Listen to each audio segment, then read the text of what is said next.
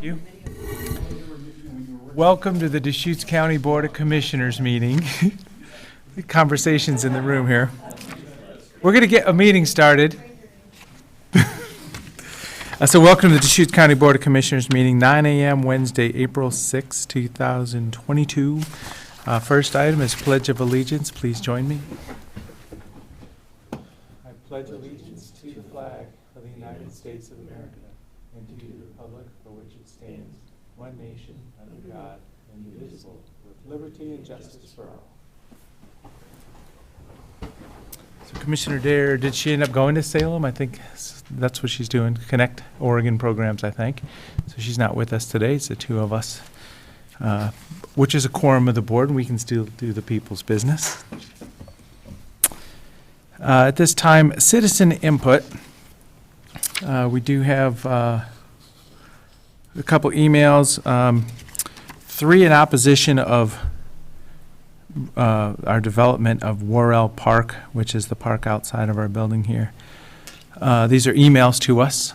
One of my thoughts is, on this subject, I don't know if we've talked about it recently, is just having possibly a little open house about what we're thinking and what it is. Because what I've seen with some of these emails is people, are providing a pretty strong response, but I have a hunch that, they haven't seen it or been there maybe ever, maybe in many years.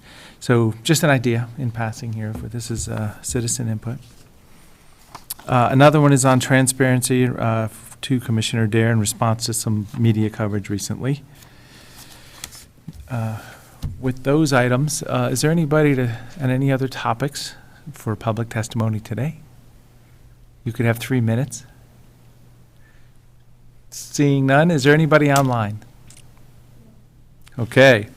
So at this time, consent agenda. There's 8, 9, 10, 11, 12 items on the consent agenda, 4 sets of minutes. We're pulling item 8.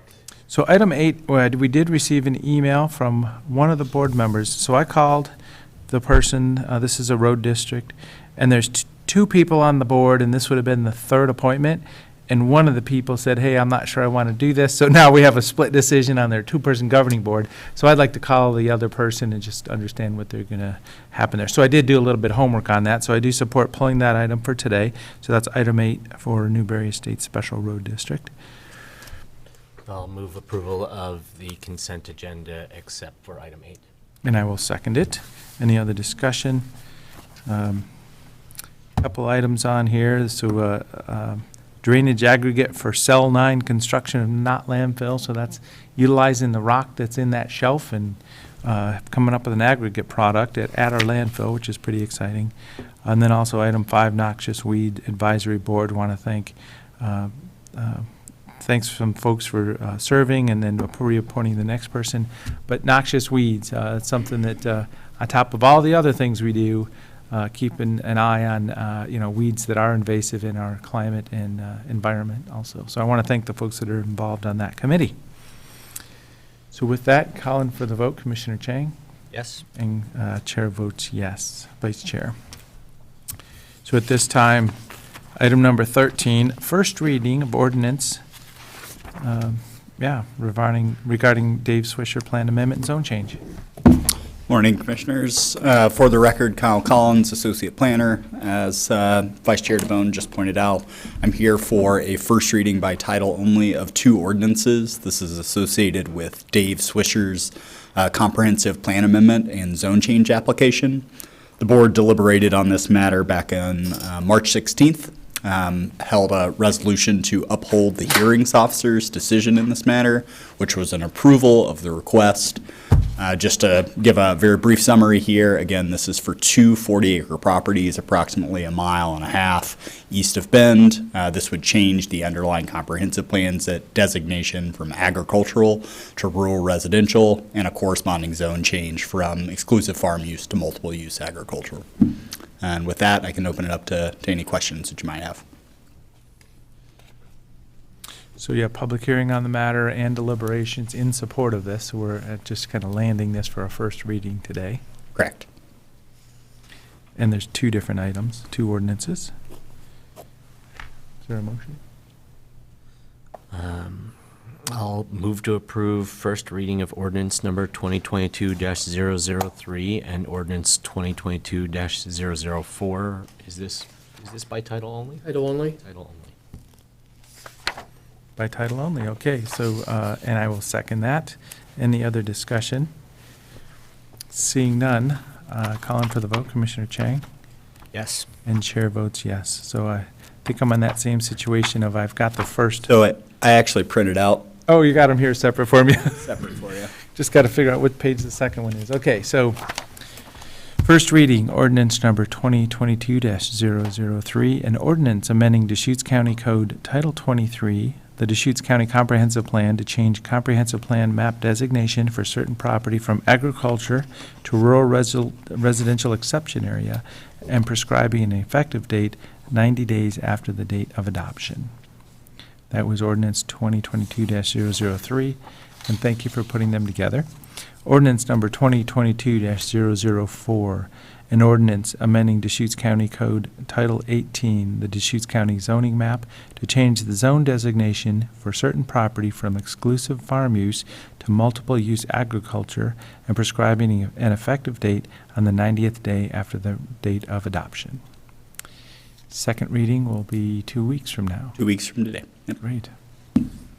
Thank you very much. Thanks very much, I Commissioner. mean, so now that that hearing and that vote is over, I mean, I would also just like to say that we have seen some of the opponents of this change try to defend the agricultural potential of this property, and just at the very high level, I just want to say that I think it's really unfortunate that we have undeveloped lands that have significant public value, but the state land use planning system doesn't necessarily recognize the value of those undeveloped lands. And so what we see is people trying to shoehorn properties into an agricultural framework, and just at the very highest level, I'd like to express my interest in helping the state reconsider the land use planning system so that we can actually have categories and and recognize the value of certain kinds of open spaces and undeveloped properties for habitat, scenic values, and other purposes. Absolutely. Yeah. I'll just, Chair, if I can just offer, previously in working in the Community Development Department, Peter Gutowski and I've had, our Community Development Director now, have had the similar discussions that the statewide planning program was initially created with 14 statewide planning goals, and then additional goals added, such as the Willamette River Greenway, the coastal goals, and one of the topics we've talked about that hasn't resonated was, is there a goal pertaining to the high desert and its unique resources and its unique values, but that hasn't generated. There have been other goal 20 topics to recognize other special features, so, but that hasn't gained traction, but we do recognize the other values that our high desert landscape does provide. Thank you.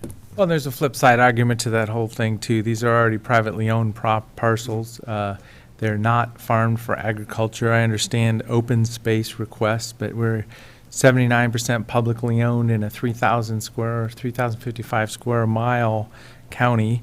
So it's nice to be able to say, oh, we'd like to have these open spaces in undisturbed areas. But I think 79% of our county is already that way. It's possibly better for wildlife with a little bit of improvements, green area, possible standing water, referring to somebody's just bird fountain even, instead of just the dry sage area.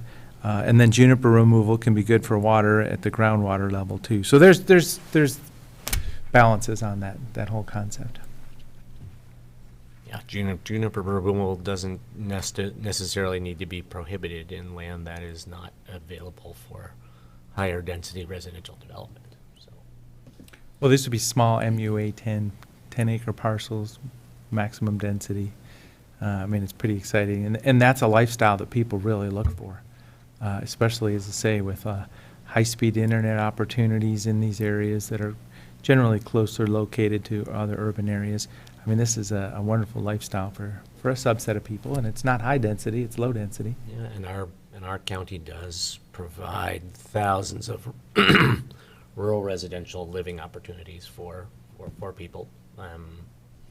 There will always be more demand than there is supply, and just because there's demand doesn't mean that we need to do everything in our power to match the supply to that. Well, and this is a 50-year path, a very carefully crafted land use system that just happened to open up this path. You know, the state legislative, or the state land board did the DSL rezone like this at the edge of Bend. So, I mean, that was kind of the path opening up on this also. So, I mean, yeah, it's an interesting discussion, I know. This property is not on the edge of Bend, which is, I think is a very appropriate place to consider these kinds of reclassifications and rezonings. Right on. Good discussion. Okay, so I'd like to just make a note for minutes, if my fellow commissioner supports. I did have a note here, so March 7th minutes, it said I did attend a Shepherd's House open house. I just wanted to add the words "in Redmond," because that was the idea, that they're opening a new facility, and it just says Shepherd's House. So, yeah, so we'll have Sharon just add the words "in Redmond" to that note of other items from our minutes on March 7th.